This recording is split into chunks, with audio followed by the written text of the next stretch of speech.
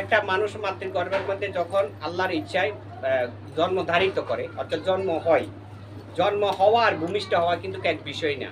জন্ম হওয়া যে কোনো একটা টাইমের মধ্যে হইতে পারে, ধীরে ধীরে এটা জানাজানি হয়। যাই হোক, কথা থাকে যে জন্ম হওয়ার সাথে সাথে একটা মানুষের মধ্যে রুহু আত্মা দুইটাই সেট করা হয় নাই, সময় পর্যায়ে তার মধ্যে রুহুটা সেট করা হয়, আত্মাটা সেট করা হয়, এবং সঙ্গে থাকে কিছু 6 রিপু সম্পর্কতা।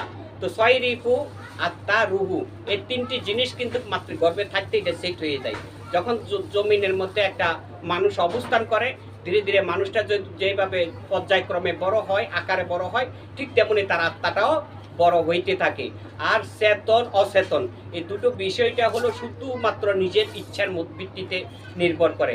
আমি যদি আল্লাহর যে হাদিস বা কোরআন শরীফের মধ্যে যেভাবে নিয়ম নির্দেশ করা আছে যে আহলে বায়াতে গ্রহণ করতে হবে, আমল ইবাদত করতে হলে আল্লাহর কাছে আত্মসমর্পণ করতে হবে, আত্মসমর্পণের অপর নামই হলো আল্লাহর কাছে আল্লাহর সাথে সম্পর্ক করা, আল্লাহর বন্ধুগণের মাধ্যম দিয়ে যেভাবে নিয়ম নির্দেশ করা হয়েছে, সেই আহলে বায়াত বা মুরিদ গ্রহণ করার পরে বা আল্লাহর সাথে যে সম্পর্ক করা হয় আল্লাহর বন্ধুর মাধ্যম দিয়ে, তার মাধ্যম দিয়ে তার মধ্যে যে আত্মা আছে সে আত্মার সাথে একটা কানেকশন হয়ে যায়। ওই কানেকশনতার মধ্যে আমরা একটা জিনিস পাই, একটা লাইট এক তারে কিন্তু আলো হয়, আসে না, আলো জ্বলে না। পজিটিভটা থাকে, আর নেগেটিভটা হলো নিজের ইচ্ছাতে। যেমন একজন পীরের সাথে সম্পর্ক করার, আল্লাহ বন্ধুর সাথে সম্পর্ক করার পরে নেগেটিভ তারটা কানেক্ট হয়ে যায়, নেগেটিভ বা পজিটিভ দুইটা কানেক্ট হয়ে যাওয়ার পরে এই আত্মাটার মধ্যে আলো অনুভব করা যায়, বোঝা যায়, অদেখাকে দেখা যায়, অজানাকে জানা যায়। এক কথায় শেষ আলোকিত হয়ে যায়, আত্মাটা আলোকিত হয়ে যায়।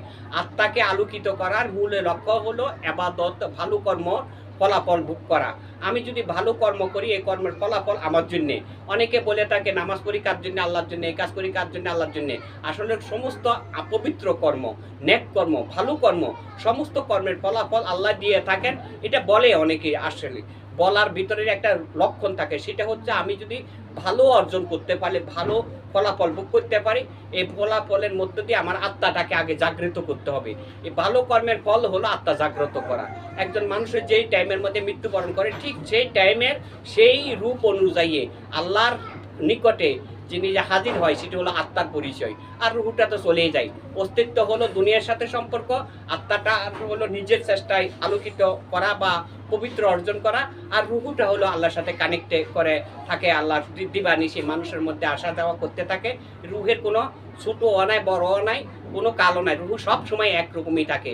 কাজে রুহের সম্পর্কটা হলো সম্পূর্ণ আল্লাহর সাথে, আর আত্মার কর্মটা হলো নিজের সাথে, আর নিজের যে অস্তিত্ব সেই সম্পর্কটা হলো দুনিয়ার সাথে। এখানে যদি আমরা ঠিক মতো চলার চেষ্টা করি, নিশ্চয়ই আমরা বুঝে কর্ম করতে পারলে এই কর্মের ফলাফল দুনিয়াতেও আখেরাতে শান্তিময় আমরা ভোগ করতে পারবো। দুনিয়াতেও শান্তিতে থাকতে পারবো, আখেরাতেও আলোকিত স্থানে অবস্থান করতে পারবো।